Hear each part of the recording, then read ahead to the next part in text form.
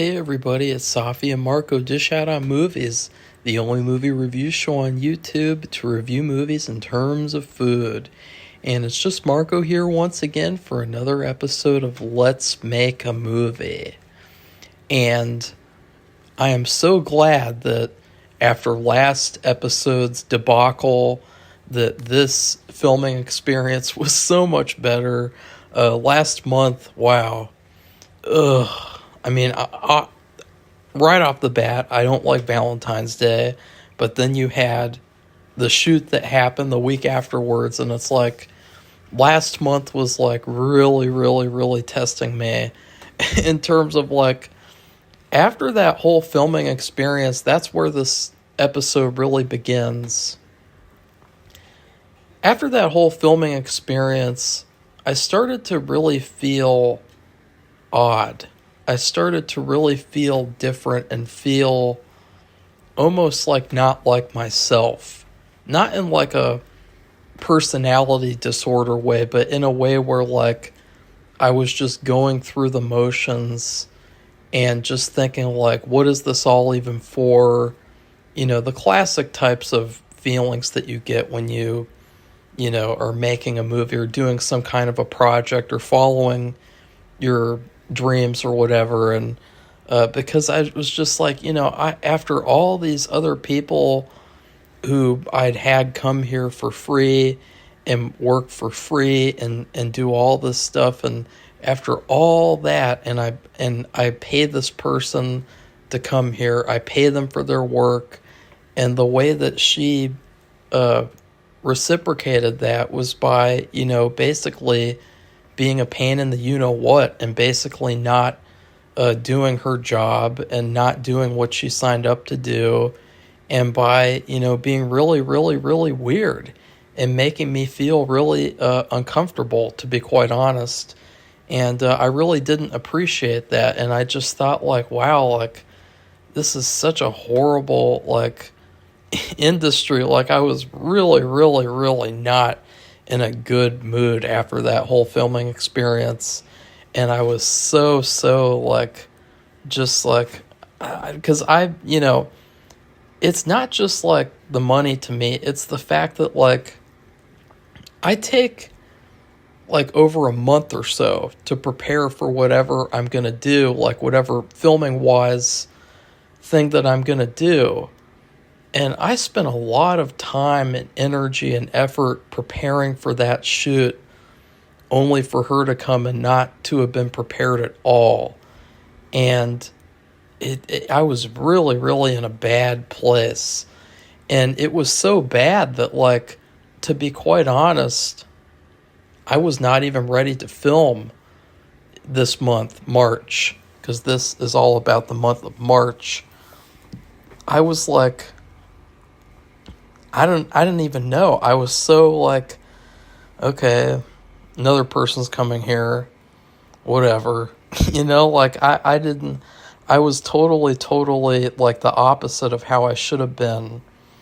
And, you know, I felt really bad about it too, because I wanted to make sure that that feeling didn't rub off on her and didn't rub off on any other actors that I would be working with.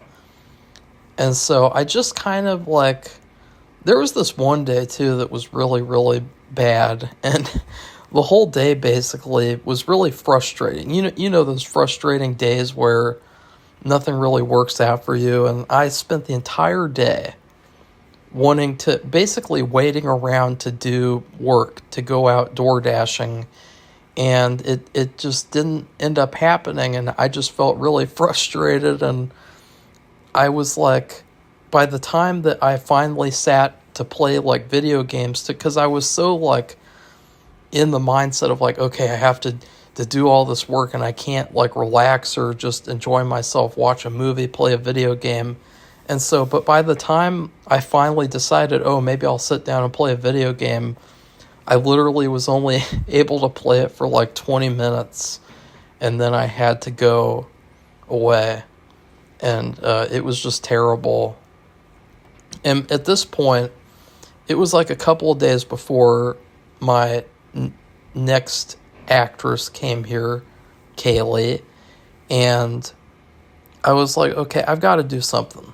I've got to do something to get myself excited, to get myself prepared. I wasn't even prepared with the shot lists.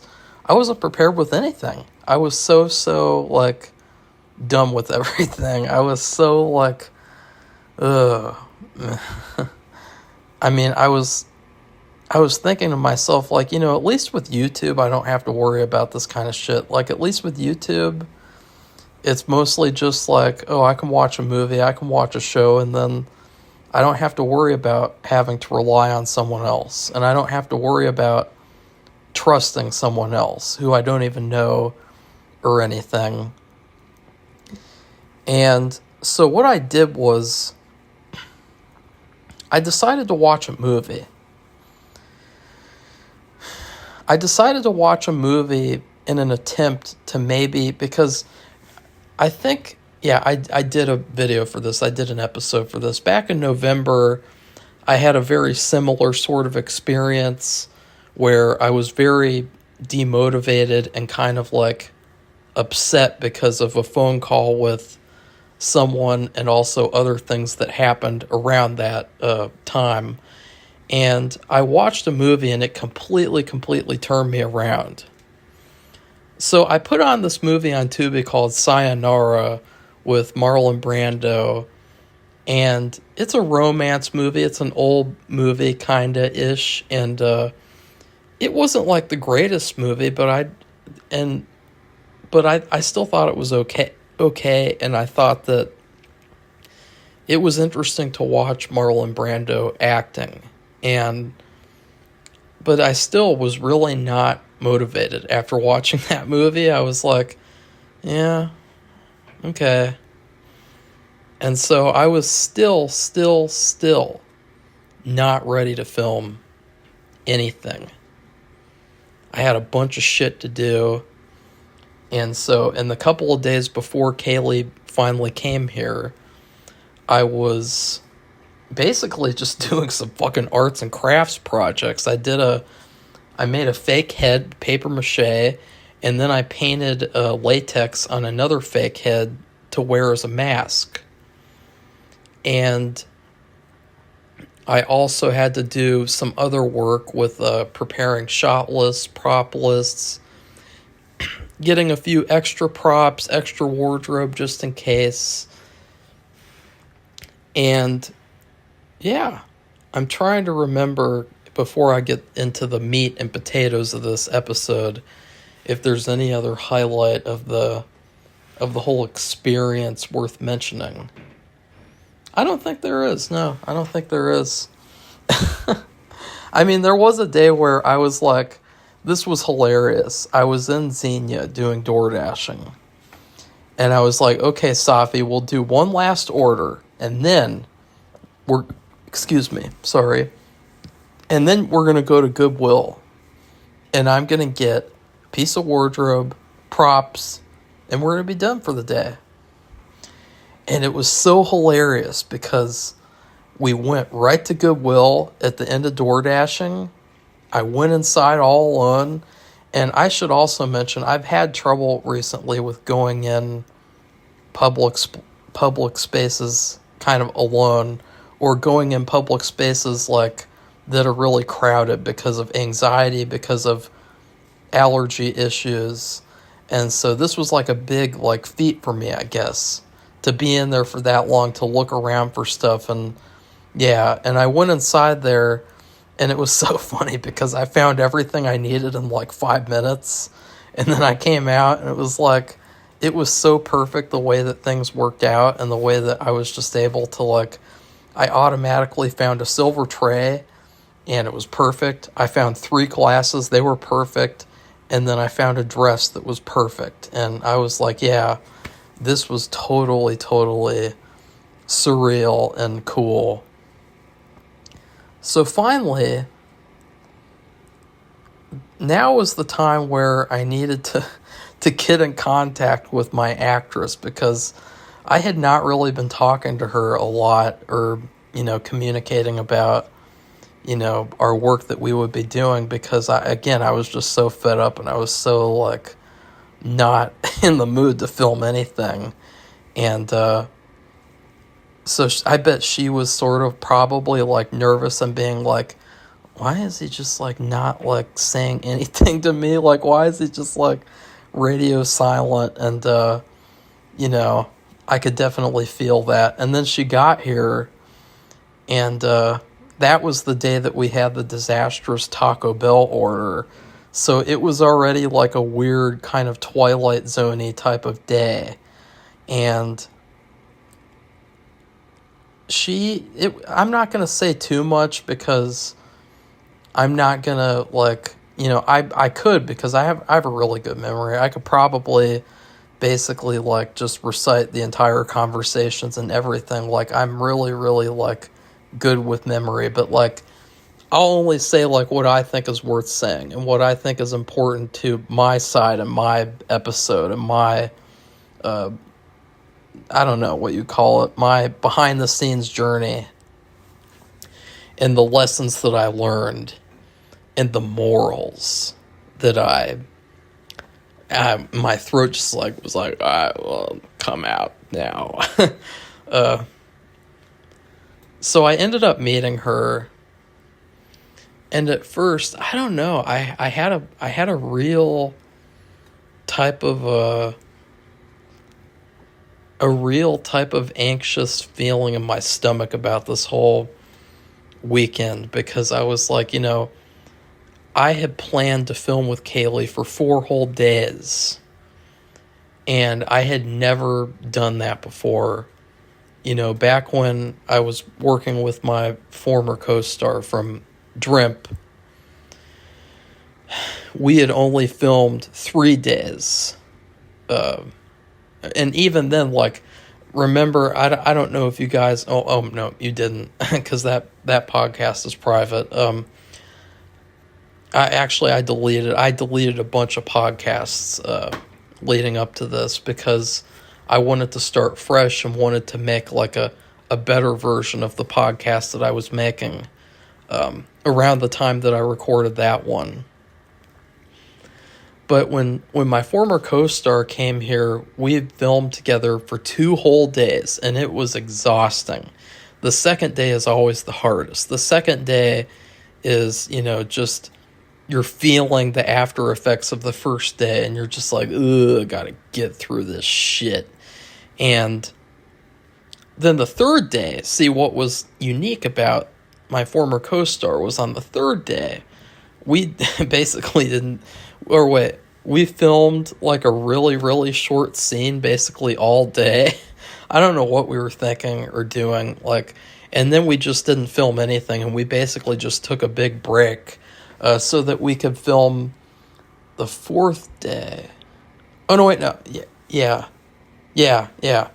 But then she left, and then the week, because her filming time was over that week, and then she came back. She was here the 2 days, and then she left on the 3rd day so that she could go dick around and not finish her work. And so I had never filmed 4 days in a row before. I was really, really kind of nervous about doing it. Was really kind of nervous how, if I had like any anxiety issues, how it would pan out, especially since I planned to film a group scene on Sunday, which is, it's tough. I will say, like, I would probably say as a director, that side of things, that my biggest weakness is probably filming with like a group of people, because you have to juggle all these different responsibilities while also, making sure that everyone is doing what they're supposed to. And it can be really challenging because especially when you're playing multiple roles and things, and yeah. So, but when we met, I thought she was fine. I thought she was like, I was still not in the mood to film. And that's just me being honest. I was still not in the mood to film.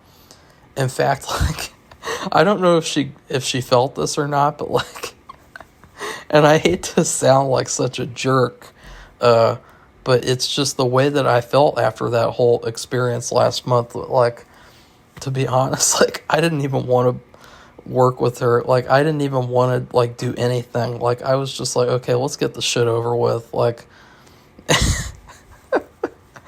I was kind of avoiding her, too. I was kind of avoiding Kaylee at first because I was so not in the mood to film.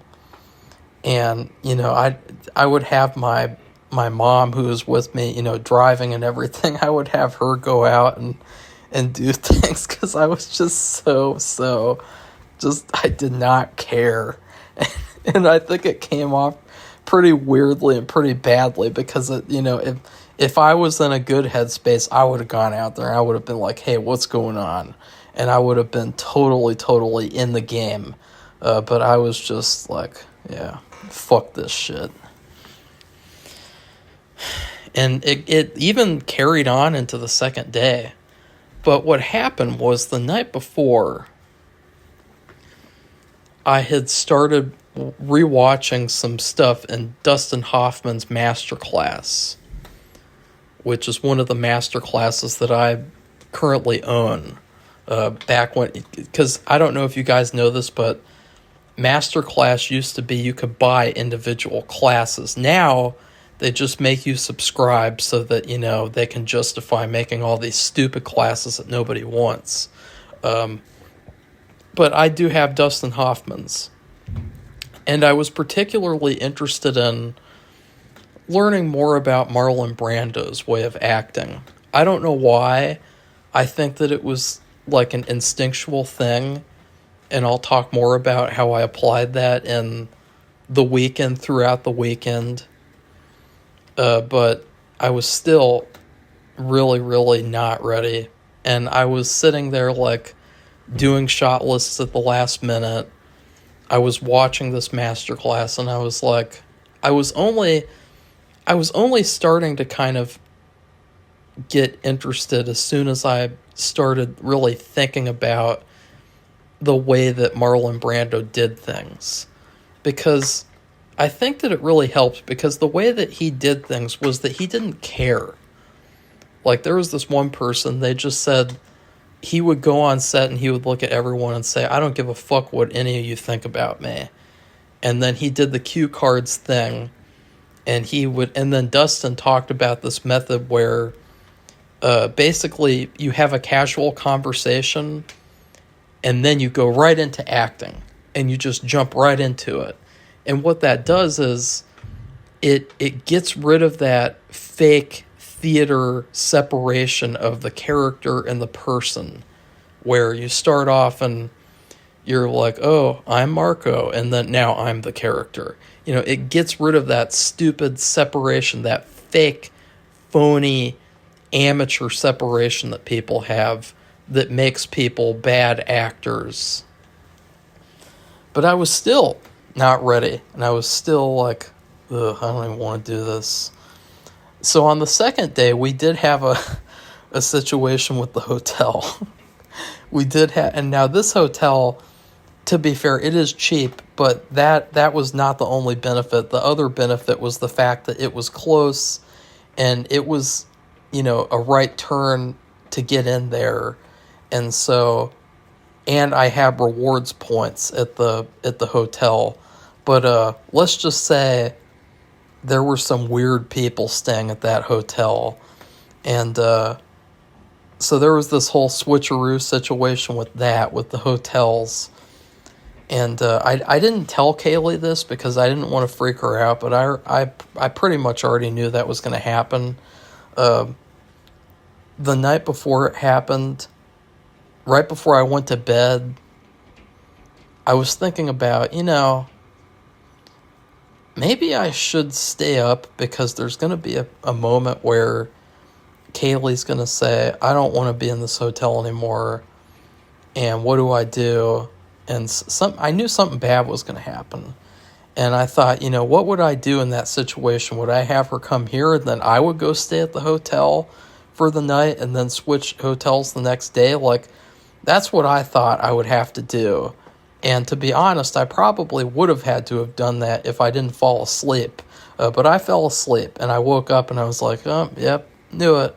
And so we had to do this whole switcheroo, which was kind of a pain because we had to, basically what we did was we had to film, and then later on we had to go switcheroo, which also was weird because it reminded me a lot of the Florida hotel script that I wrote last year.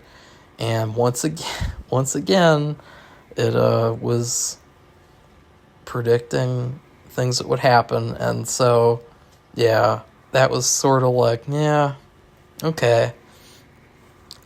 And I didn't even go to pick her up to come film. Like, that's how I'm sorry. I know that makes me sound pretty bad, but like, I was just not there.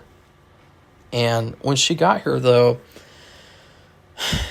I put aside that feeling because I was excited to try out that technique, the Marlon Brando and Dustin Hoffman, their techniques. I was excited to maybe film stuff because, again, like, what if Kaylee had turned out to be a complete pain? You know what I mean? Like, I would have, I don't know. I hope I'm glad that it didn't turn out that way. Let's just say that. But the very first thing that we filmed was this whole outdoor sequence, and it was the funniest thing ever because it turned into a complete Twilight Zone episode. Like, we went over to our community mailbox to film, and we were having fun. I mean, I think that, like, she and I both kind of loosened up when we finally got to filming, and we finally got to, like, interact, and we finally got to, like, talk and to, have a good, like, one-on-one filming.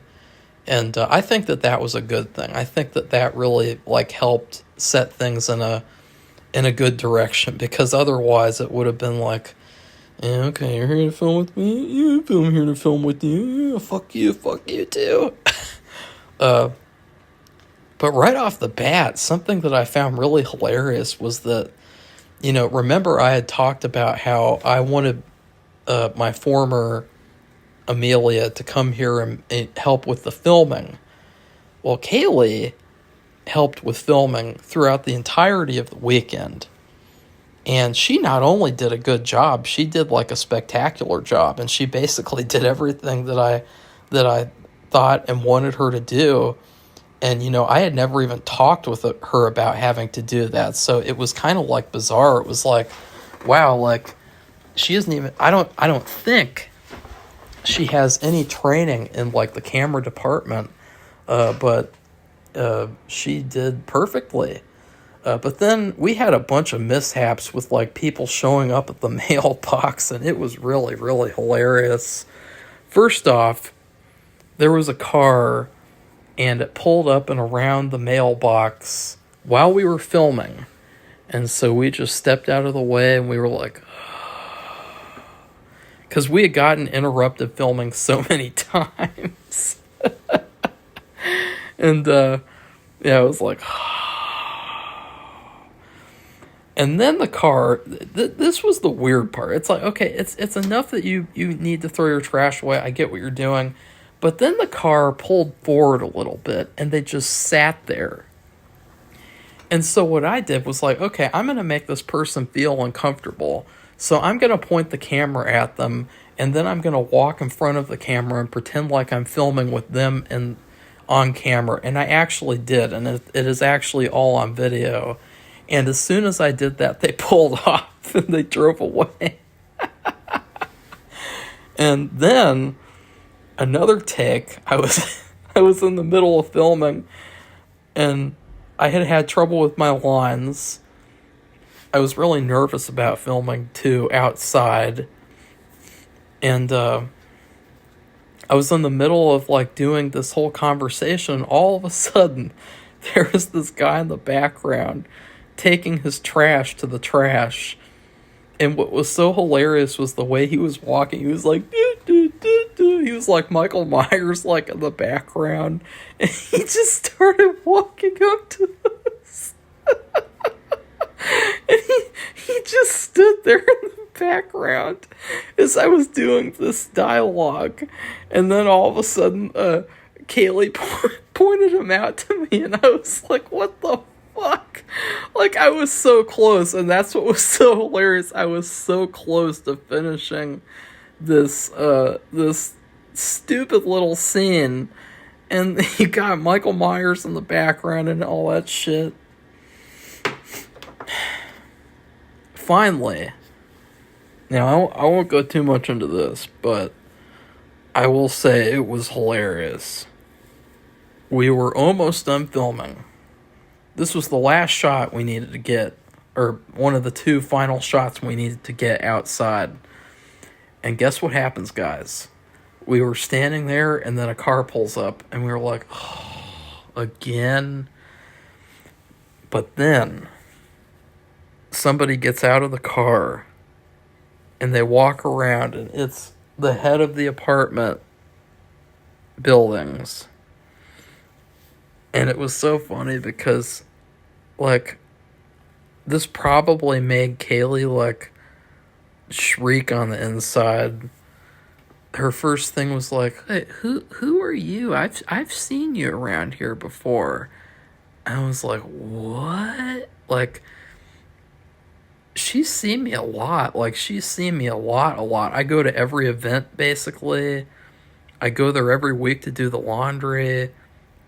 She should know my name, right? And so I was kind of like, oh shit, like, Kaylee's gonna think this is some sort of an operation or something that's going on here.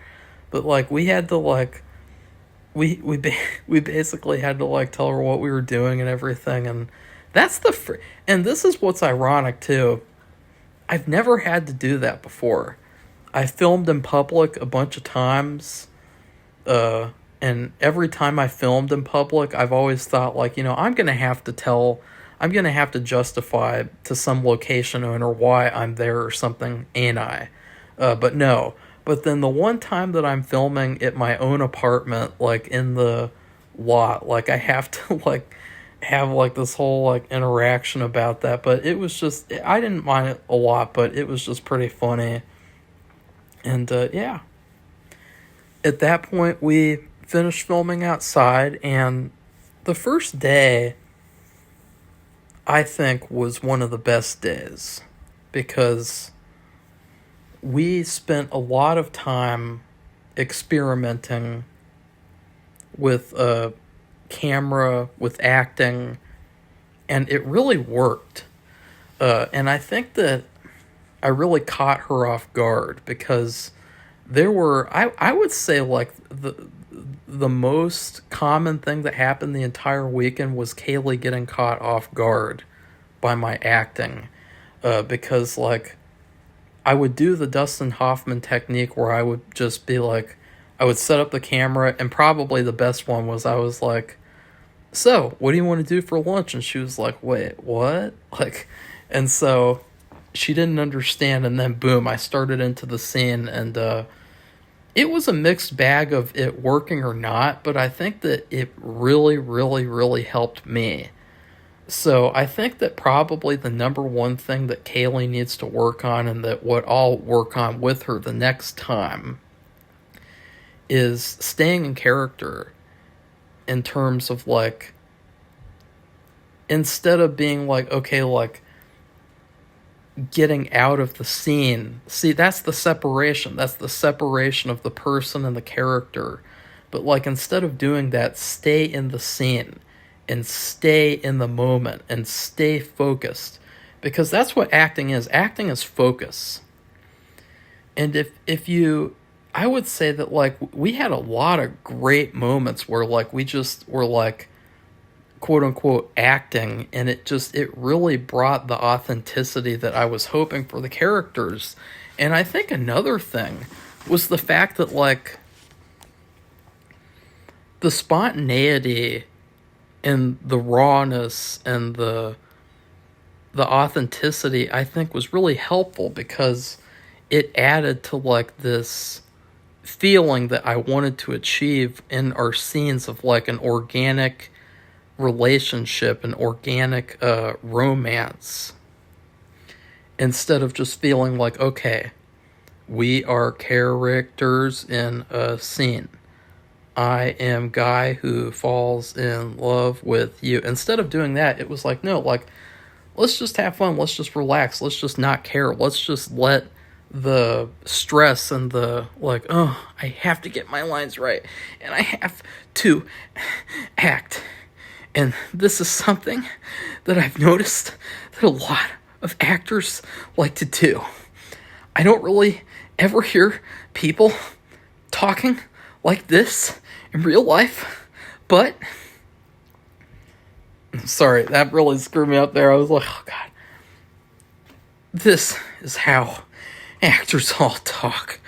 They all talk like they've just run a marathon, and they just act like every word that comes out of their mouth just has to, and it's like, no, that's not how people talk. People are like, hey, what's going on? They're not like, hey, Kaylee, I'm just so glad to have met you. You know, like, you can't, like...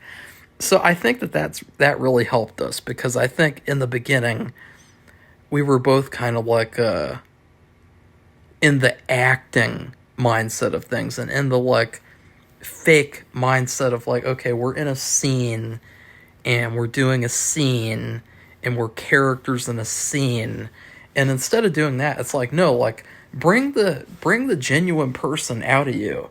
And she started to say too, like, you know, a lot of the stuff in the script, like, in terms of dialogue, was like stuff that she might really say or things that she might really do. And so that's what really helped me too, is realize, like, oh, I got the right person for this role. And also, she's really, really good, because she recognizes that, like, this role is natural, and it's not like something that she has to force, which is good, because whenever you have to force a character, it's usually always bad. It's usually always like, okay, it's not going to work out. But yeah, we had a lot of fun the first day. It was a long day. It was really, really long. And I wouldn't say hard. I would just say it was a fun experience, and a really, really refreshing time. It was also kind of ironic, because it reminded me of the script too, because we had talked a lot about, like, the filming experience that I had with the former Amelia, and so it was kind of ironic and reminding me of how things worked out with the characters in the script. Like, I thought that it was great timing for the acting and everything. Like, actually having that negative experience added something to the film, and it added something to the characters, because, you know, I didn't tell Kaylee about any of that stuff that happened before she got here, and so she got a fresh, I would say, like, boost of character development being here, because, you know, there was even a moment that was kind of reminiscent to the script, where I handed her my phone and I was showing her footage, which was a lot like what happened in the script, and I was like, you know, this is perfect the way things are working out, and I was excited to film the second day. Unfortunately, on day 2, Kaylee flew back to Florida, and she said she'd never work with me again. No, I'm just kidding. On day 2, I'm trying to remember day 2. I do remember, probably not the best idea, but the first thing that I did was I told Kaylee that day 2 is always the hardest, and I told her, you know, that day 2 is not a fun time. Day 2, I think, was more like, I don't know, like, I would say probably day 2 is the worst out of all the 4 days, because to me, regardless of all the, I mean, we got a lot of great footage. There was one shot I really didn't like, and unfortunately, I don't want to ask to do the shot again, for reasons that I don't want to say, but it was a situation where I set up a shot and I was like, I want to make sure that this is the only shot that we'll have to do of this shot. And we did. And then I was like, okay, I'm not going to like be like, okay, now we have to do it again. But like, I really am not happy with that one shot. Like that shot is probably like my least favorite shot that I've shot so far without getting into details. It just doesn't look good at all. It looks like it just is not good. I think that, I mean, if I could do it again, like literally all I would do is just set it up differently and, you know, do like a quick test to make sure that it was set up perfectly, and then I'd be done with it in one take. And that's another thing that I really liked about working with Kaylee too, is that she didn't have a problem with the whole one take thing. You know, there's so many actors and, you know, they're just such a, they're just so like obsessed with like getting extra takes and everything, and it's like, why? Like, if you don't have to get another take, then why get another take? Like, if you didn't make a mistake, then what's the point? Like, why are you wasting my time? Why are you wasting your time getting like a take for shits and giggles, basically, or something? I don't know. Like, you know, this is an indie movie. We have a limited time, schedule, budget, and we can't just like be like, okay, we're gonna do 1,000 takes of, hey, how are you?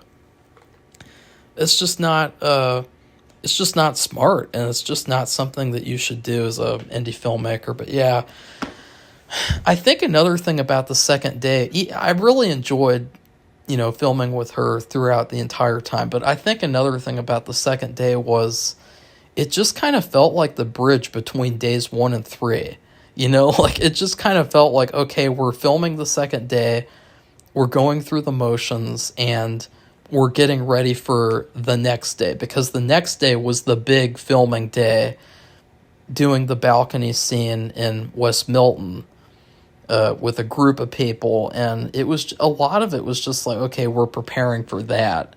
And I think, honestly, like I was not prepared for the balcony scene. The special effects department, I really regret not like testing things out and doing a little bit more research. I might go back and shoot just my part again, because I really, really want to get it good.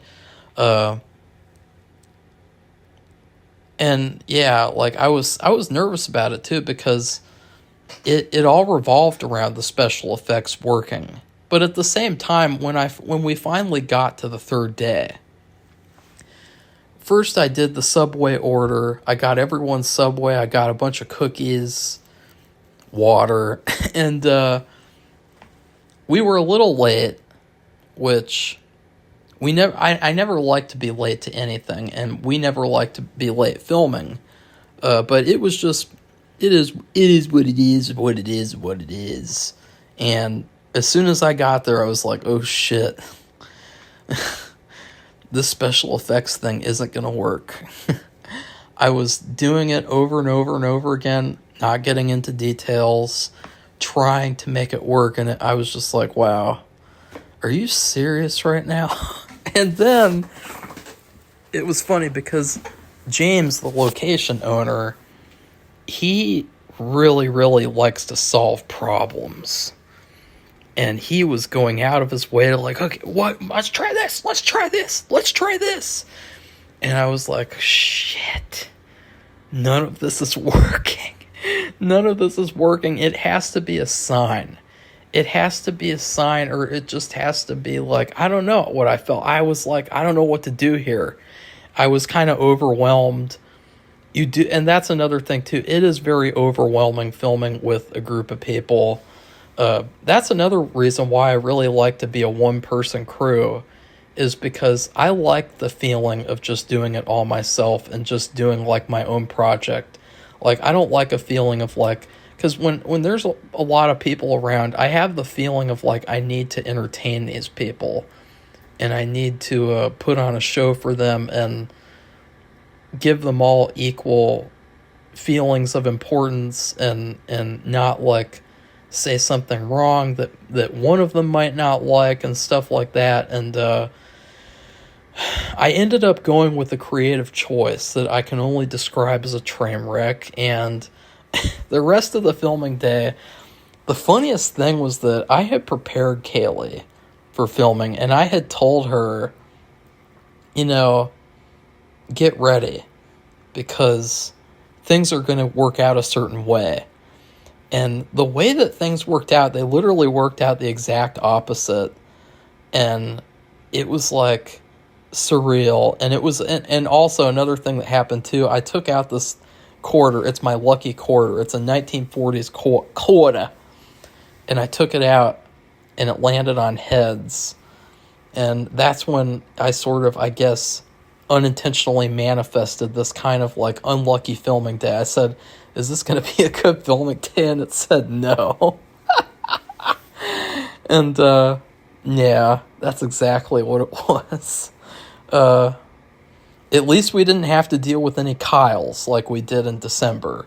That was a pain in the you-know-what. At least we didn't have to deal with any jackasses. And the other funny part was Michael, who plays Michael in the movie, he gave, like, the greatest performance. Like, he gave, like probably the best performance that I've ever gotten with him on film, to the point of where I was like, damn, like, and I thought, you know what? I know what happened here. He saw these two actresses there, these two or three actresses, and he thought, I need to be on my A game. And that's what I thought. That's what I took from it. But it could just be because he finally got into the character. He finally got settled into that character. And I think that he took direction really well, too. Like, I was really glad, and I said this in the middle of filming, too. I said, if anything, I'm really glad that Michael did a really good job today. I'm really glad that he gave a great performance. Because, to be honest, it is his best scene in the script. It is his absolute best scene. Because it was always there. I did add this kind of chunky dialogue scene later with him. But I don't think that dialogue sequence worked out as well as it could have. Because it was kind of last minute. And we were also kind of short on time.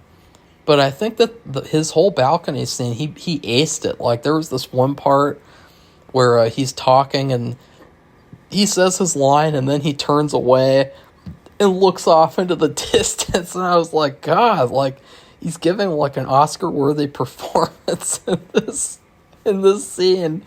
And it was so funny. It was so, like, unexpected because, just because, like, it felt like,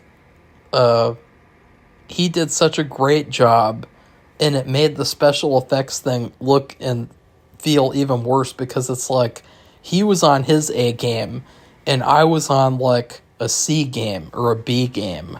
And I think that was, like, so, like, cool though for him because he got his time to shine, and that's what I really wanted for him months earlier when we did the other scene and I gave him that extra dialogue. So yeah, I think too that like Michael and his scenes in the movie, when you see the movie eventually, I think that something to keep in mind is just like, I really enjoyed working with him. And so I ended up giving him a lot of extra stuff and giving him more and more and more. And that's just what I do. Like when I like working with someone or like when I like someone, instead of being like, okay, like, let's just do what we're going to do, I give them more. I give them like, okay, let's do this, let's do that, let's do this, let's do that, because I want to work with those people, and I want to be with those people. I don't want to be with the people who it's just like, oh, okay, I came here to do my stupid scene, and I'm gone. Like, I want to work with the people who are like, I really like doing that, or like they're experimenting. And Michael told me that later on we ended up meeting up a couple of days after filming. And he told me, like, because of the way that I had things set up, filming-wise, because it wasn't like a traditional set, it gave him the opportunity to experiment and the opportunity to try things and to do things that he hadn't done and to have the freedom to really express what he wanted to do, to ask questions, to give suggestions. And I think that that's exactly what I wanted. So I think that if anything, I look forward to, working like this for many years to come, because I don't want to be at a place where it's like, oh, I'm on a traditional film set and, we're doing things the quote unquote real way. I want to do it like where it's like this, where people have the freedom to experiment and to do things to improve their craft. So yeah. And I'm trying to think of what else I should mention from this day. Eventually, I gotta admit too, I did not do all the things that I wanted to do. I mean, I will say too, in terms of the actual filming, the third day was probably the biggest fail, because I'm not happy with what I did, and I'm not happy with not finishing, and so I will be going back. I will be going back to finish things up with that. But I got really tired, and when I was eating my Subway too, I had worn a wig the whole day. And, oh yeah, I should also mention, I did play kind of a practical joke. It was kind of a joke, but also kind of like trying to experiment. I had Michael, it was me and him acting in the scene together. I taped up all my lines on his chest. It was so funny. It's so funny to do that, because it's... especially since I was working with someone who I had never worked with before, never met before, and as an extra, and she saw me do that, and it was just like, God, this guy just doesn't give a fuck. And I just put all my lines on his chest, and it was such like, I gotta say, with the whole cue cards method, I think that it's actually kind of interesting, because it does free things up so that you're not thinking about the memorization, and you're thinking more about the acting, the physical acting. The problem is, and I think that even Marlon Brando had this problem, the problem is you're not thinking about having to memorize your lines, but you know what you are thinking about? Looking down at the cue cards that are on that are taped up somewhere. Like, that's the problem. And what he said was, like, you're looking around, and it's like in real life, you're thinking about what you're going to say next. But it's funny, because to me, it was kind of like, it was frustrating, because it's like, I got to keep on looking down at the certain area, and it's going to almost look like I'm checking out the character or something, like I'm like, ooh. But no, I was just looking at the lines. And I was really glad too, because Michael was not like upset about having to do that. He was totally like game to do that. I mean, I think that everyone was surprised though, and so I thought that was kind of funny. I did kind of think of it as a prank. I mean, I really wasn't like, I was kind of just testing it out though. Like, I'm really trying to figure out like what exactly works for me, because I don't take acting classes. I've taken acting classes in the past, and I'm testing things out on my own. I'm experimenting on my own. And stuff will work, stuff won't work. That's how shit happens, That's just what happens. It is what it is. The Subway, I gotta say, I hope that everyone else enjoyed their sandwiches, because my sandwich was, wow. It was like a foot of bread and like 6 inches of shit. Like, I was like, are you serious? Like, it was so just bred forward. It was so unenjoyable, like to butt, and I've never had that problem. So I think I should have just asked for like extra turkey, extra everything, extra mayo, because it was just like eating bread. It was like you're eating a foot of bread, and yeah. And oh yeah, and while I was eating lunch, remember I mentioned that I wore a wig. Well, this is really gross to talk about too. I'm really sorry. This is probably TMI.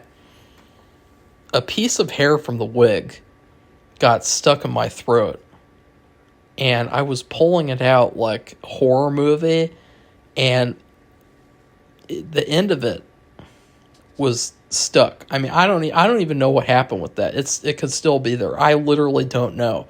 I don't think it was stuck in between my teeth, because I could have flossed it out easily with that. But I literally had to, it was so gross pulling that wig hair out so I could eat. Like, I was like, oh, I do not like wigs. Yeah.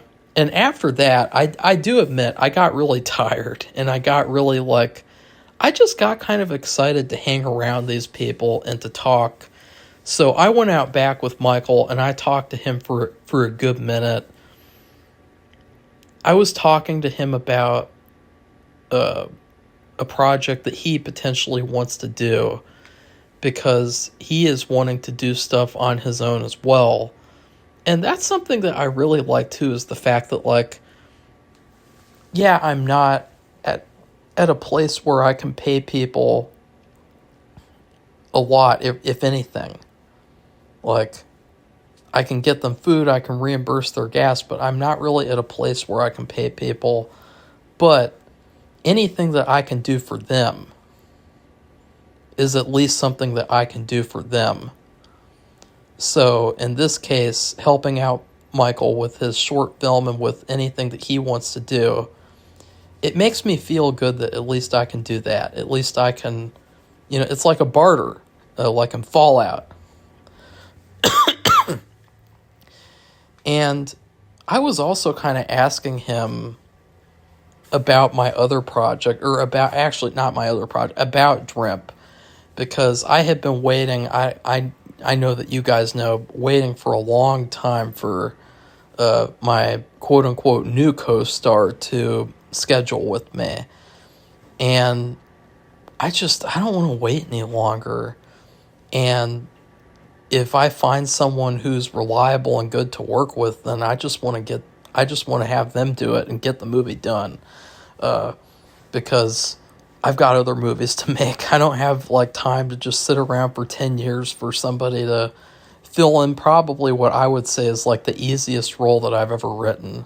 I mean, it's a role that literally just demands your presence. I mean, it's really, really not hard. I could probably, if I was a woman, I could do the role in like 5 minutes probably. Like, it would be easy. So it's been really frustrating not being able to finish that movie and to get it out there. So I was talking to him about potentially casting someone else and asking him what he thought about it. And yeah, I'm trying to think. I don't think there's anything else. It was just, yeah, we were just really, really tired though. And it took the whole day. It took from 11 all the way until 5 or 6. It took the entire day. Probably my favorite part was at the end, because I showed everyone there footage of the Axe Massacre, and it was a really cool moment because everyone there pretty much seemed to really, really like it and enjoy the special effects. And it was the special effect that I was least confident about, because it was just something that I created by myself, and it was something that I didn't look up a how-to guide, like how do you do this, how do you do this special effect. Like, I created it all myself. And so yeah, that was pretty satisfying. That was a satisfying moment as a creative person. Then I had to prepare for the next day, which I was even less prepared for. Because originally, the person playing Amelia, and the one who disrespected me, she was supposed to show up on Monday to film a bunch of stuff with me and Kaylee, with Kaylee and I. So because I fired her on her drive home, I had to change things around. And so I added in this whole new scene, and then I also thought, let's film another scene for Drimp and have that take up the time. And so in order to film this other scene for Drimp, I wanted to film at the temple, Vichyssoise temple. And this was another funny moment too. In the middle of filming, Vichyssoise calls me up. I just thought he was going to ask about filming. Otherwise, I would not have put it on speakerphone. I answered the call, and he says, "Yo, Marco, Nerf Wars tonight?" And everyone there was just like, God, this is so awkward. Like, are you serious? Like, and the funny thing is that he hasn't done this Nerf Wars thing since like 2021. But the fact that like he did that, it made it almost seem like it's like a regular occurrence, is that I go and do Nerf Wars like as a 26-year-old man. And I was like, dude, I'm gonna have to call you later. And just can't believe you can't make this stuff up. Like in the middle of filming, "Yo, Marco, Nerf Wars tonight?" And you know what's even funnier? Right after I dropped Kaylee off at her hotel, guess what I did? I went and played Nerf Wars with Vichyssoise, and he told me, just come over for one game, and I ended up staying for the entire thing. I mean, it's just like, it's so... Ugh, it's exhausting. Let's just say that. Like, I don't know how I did it, too. I don't know how the fuck I did it.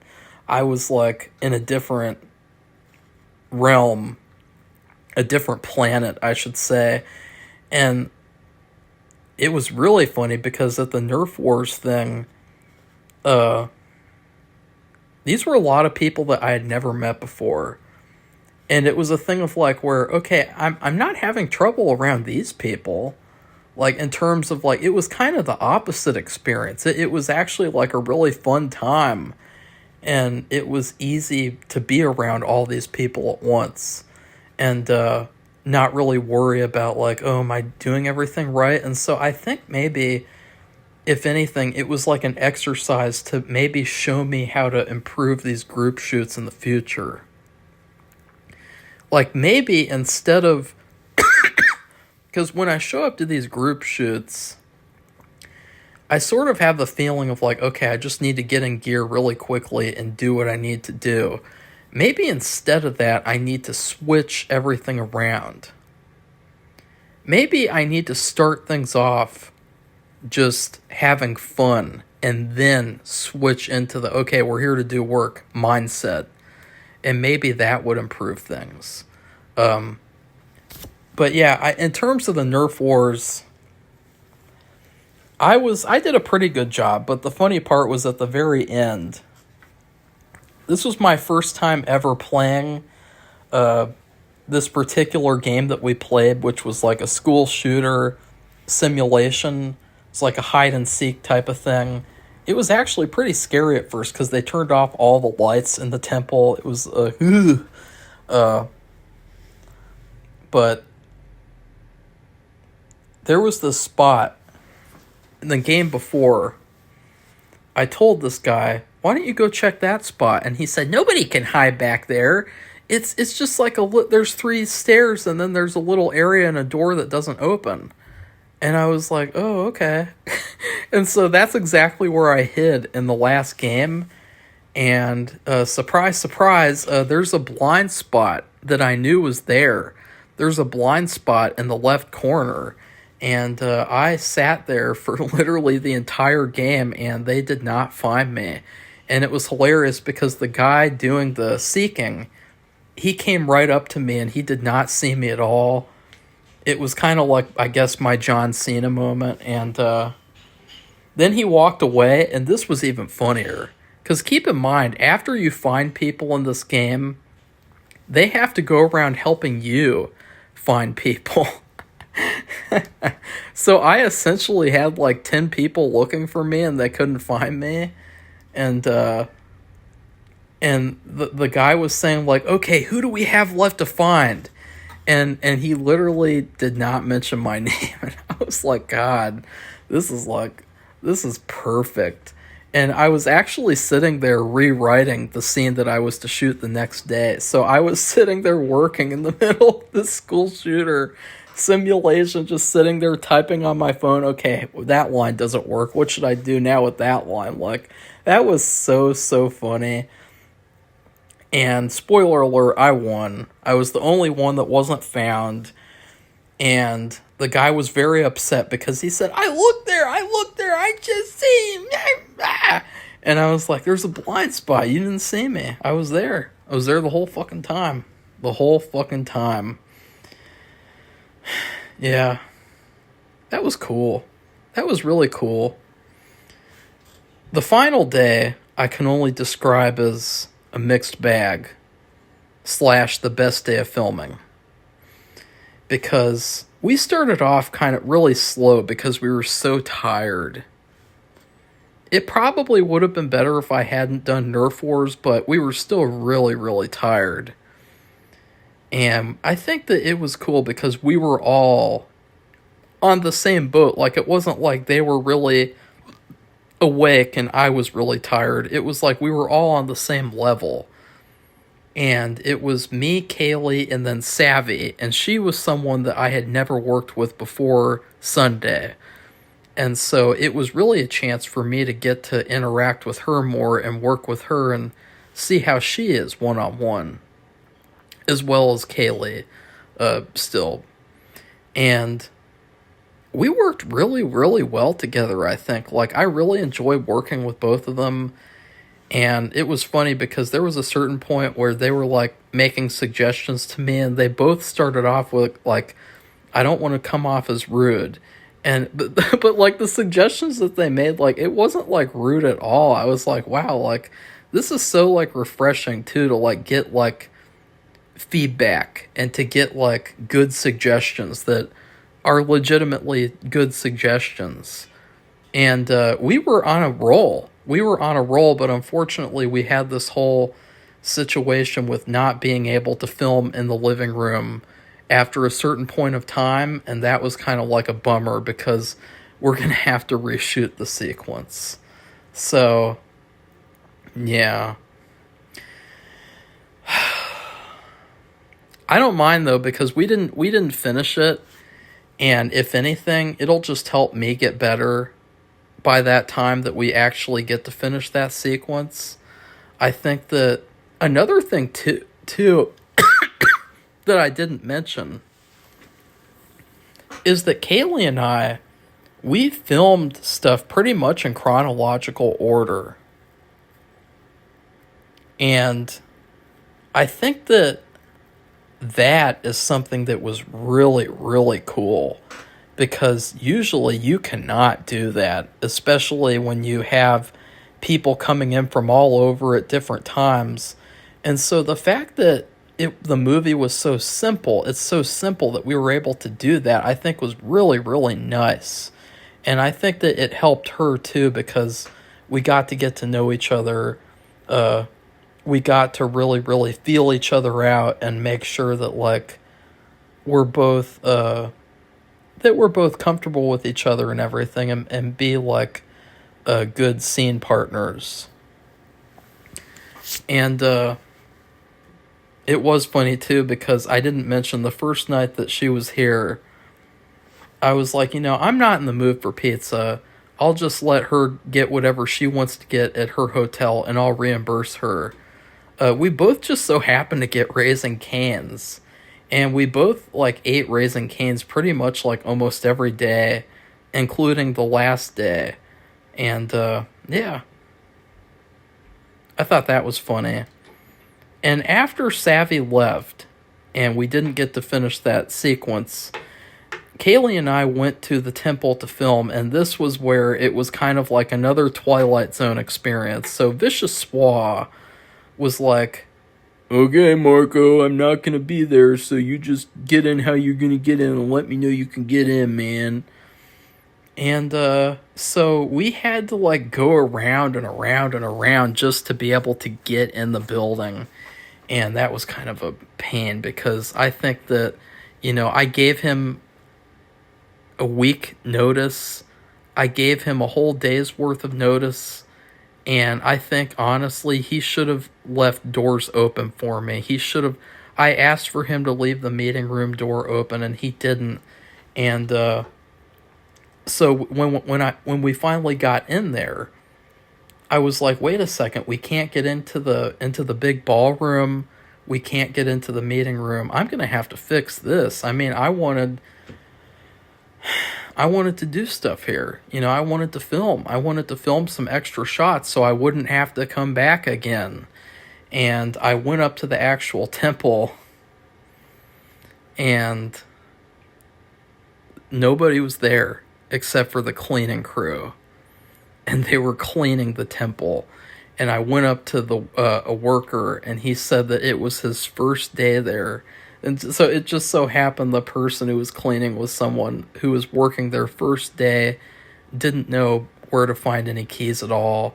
That was such bad luck, but it was so funny. But things ended up working out.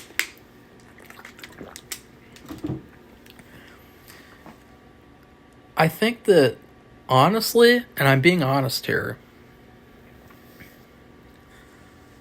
that last sequence that we shot at the temple, I've already edited it. It's the only thing that I've edited. I think it's probably the funniest, not the funniest, it's probably the best thing that I have shot for the entire movie. If not one of the top 5. The Axe Massacre, the stuff I shot last year in February, and then this. I think it's probably one of the greatest things that I've shot for the entire movie. Because it was like, and I know that this is going to sound weird, but it was like she came here to film another movie, but it was really showing to me that she was really meant to come here to film that other movie too. Because we were so good working together to create what I think really came off exactly how I wanted it to. And it was like surreal filming with her and making this particular sequence. There's a lot of other things that happened too, and I gotta be honest, I was thinking about asking her to be my co-star in my other movie, in Drimp. And I was wondering if I should or shouldn't. Because there were a lot of signs, I think. Like, she had told me that before I offered her the role in People Pleaser, that she had seen signs for, like, new opportunities, etc., etc. Well, I thought throughout the weekend, I really saw a lot of signs too. First off, we were filming scenes for a fake movie that's a movie within a movie. And what I did was I set up these scene setups to look like how they would have looked like in Drimp. But then we would just make shit up and just do what we wanted to do. And it was almost like, and I know that this is going to sound weird, it was almost like an audition. It was almost like either forces unknown or just me subconsciously like being like, wait a second, this person is right for that role too. And here's why. You can see her in these scenes, quote unquote, in the position that she would be in the setups, doing these scenes but not really doing them. Because remember, what I learned from Dustin Hoffman and Marlon Brando is that the text, it doesn't matter. What matters is the essence of the scenes. And her and I got the essence of those scenes. And I think that it was really cool how things worked out, because it helped me feel like maybe the end of the tunnel is near. The end of the tunnel of finishing a movie and getting it put out and everything. And then the second sign that I saw, this was hilarious. So I made a prop picture back in November for Amy. It's a key prop to Dreamp. It's a very, very important prop. And it's a framed picture. There's a part in People Pleaser where the picture falls over on the shelf. Well, I could not get the picture to fall down. And the picture is of the new co-star who I have been waiting to schedule with, but she's just been so busy, or just so, I don't know, rude, I guess. I don't know. Probably really busy. And Kaylee went up to the bookshelf and she shook it, and the picture fell off the shelf and it broke and it cracked in half. To me, that was the moment where I started thinking, that's a sign. That's a sign that probably is not what's best. That was like a big, big moment. I mean, it broke in half. After that, that's when I started thinking maybe this person should also do the other role. Because the movies are kind of like companion movies. I mean, they would probably work well together if you watched one and then the other, vice versa.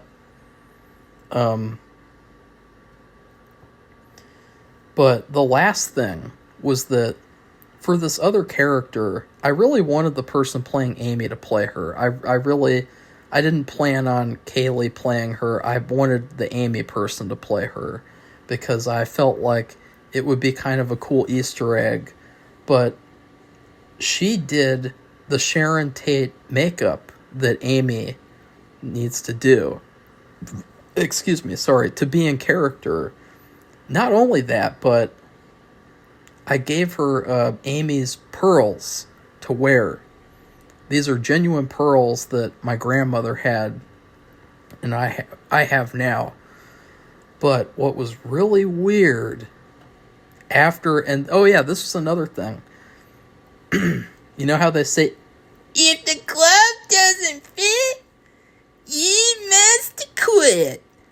Well, she didn't bring shoes because I didn't tell her. She didn't bring dress shoes. I had 2 pairs of shoes that I had for Amy, the character of Amy. She fit one of the pairs of shoes. And that was the moment where I was like, yep, that's weird. But after that, that's when it got really weird. I pulled out the pearls, and you know, like the part in Toy Story where Sid gets all the toys out of the claw machine and they all grab onto each other, Woody and Buzz and everything. The pearls were attached to the bracelet that I got in Chinatown in 2018. And just for background purposes, back in 2018, I went to Chinatown. I went to California and went to the Winchester House. I went to all these places. And we went to this store, and my mom got to pick out a free bracelet as a part of her purchase. I picked out a bracelet. I picked out a moonstone bracelet out of intuition. And the person said this bracelet would make a great gift for someone. It is a perfect, like, it's something that probably would make the perfect gift for someone else. And I had spent like a long time just wondering, who is this bracelet for? Like, I was like, maybe it's for that person, maybe it's for that person. And every single time I just got the feeling, no, it's not, no, it's not. And last year in November, I was going to give it to the person who came here, Kate the Great, in November, because I noticed that she had like a lot of bracelets, and she liked bracelets. But I asked her point blank, do you like bracelets? And she kind of like played it off and said like, no, not really. And I was like, okay, you're not the person that this bracelet is for. But these pearls were attached to this bracelet to the point of where I couldn't just shake it off. I had to pry it off. That was the final moment where I knew that was the final sign. That this bracelet, it was a sign that, but it was a sign that you need to look around and notice how things worked out and make the right creative choice for this character. Because Amy as a character is probably the most important character of probably all of the work that I've ever created so far. And so it was like a moment where I was like, this is confirmation. And I was still really nervous about asking her to do the character, though, because I didn't want to come off a weird way.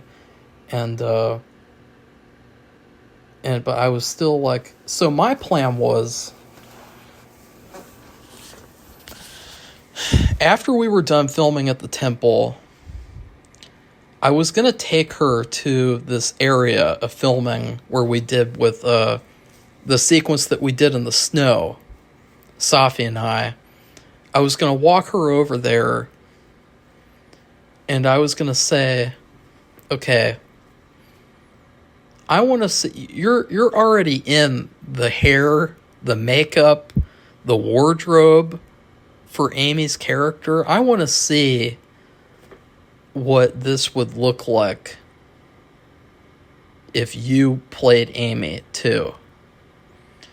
So I was going to set up the camera, and I was basically going to film an in-person audition that wasn't planned or anything. And I even gave her cue cards. I gave her cue cards with the lines, and she was like, hey, I remember these, because I totally forgot she auditioned for Amy. She didn't even, I think I had to bring her back a second time to do the Cordelia audition.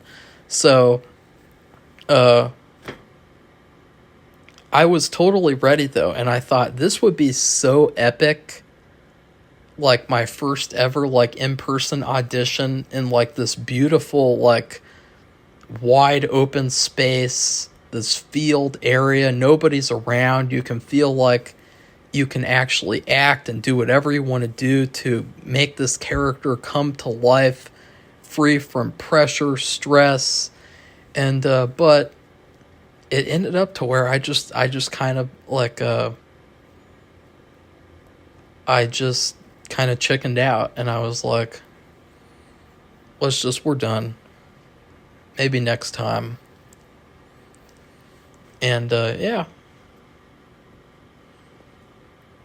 I still think, though, that I really need to get around to having her be this other character too, because I think that it would be the perfect choice for the movie, especially after seeing the finished product, the end result of the sequence that we shot in the temple, I don't think that there's any other choice. I think that that is the choice.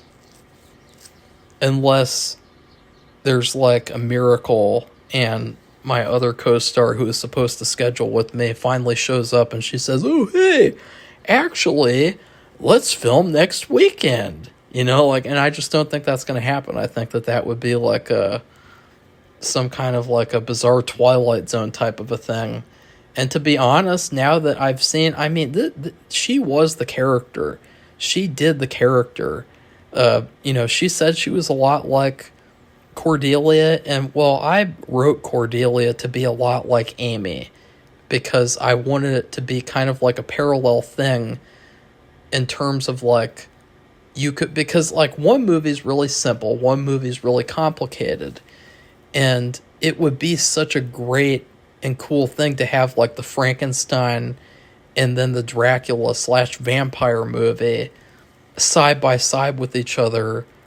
And the fact that Drimp is going to be a series, my flagship series, that was what I focused on. That was what was in my mind that whole day on Monday. I wasn't even thinking about filming People Pleaser. I was thinking about like I need to make sure that Kaylee is Amy by the end of the day, and I didn't, but I still. I did my best, and I think that I probably the last filming weekend that we just did, it's definitely one of my favorite experiences ever filming. It really felt to me like a safe space to experiment around with acting, which is something that, you know, I gotta say, like, out of all the things that I do on a film set, acting is my favorite thing. I like the acting part. I don't even like directing. I don't even like any of the other stuff I do. I like acting. That's my thing. And yeah. So after having that horrible experience with oh yeah, I forgot something else too. Michael is thinking of doing a project, and he would really like it if I played some kind of a mafia boss character. And so that was something that we kind of ironed out a little bit. And then I also was able to cast him as the final role that I needed to cast in People Pleaser. So now I officially have that entire movie cast because Kate the Great from Boston will be returning to become Amelia.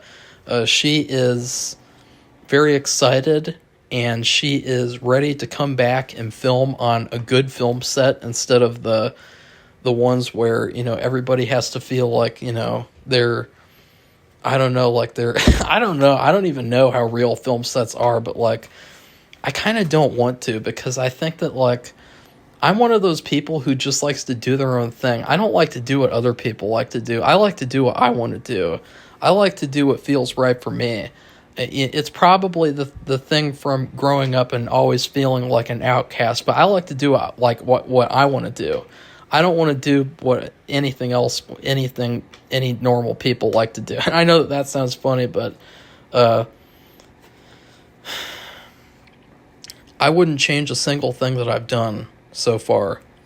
Like, if I could go back, like, out of all the mistakes that I've made, out of all the experiences that I've had, I wouldn't do a single thing differently, because I think that the environment that I've created is superior to the environment that is now like the Hollywood norm, which is like the director has basically become like a cameo in his own film set, and it feels like there have become so many like unnecessary aspects of the filmmaking process, and so many needless things and needless complications.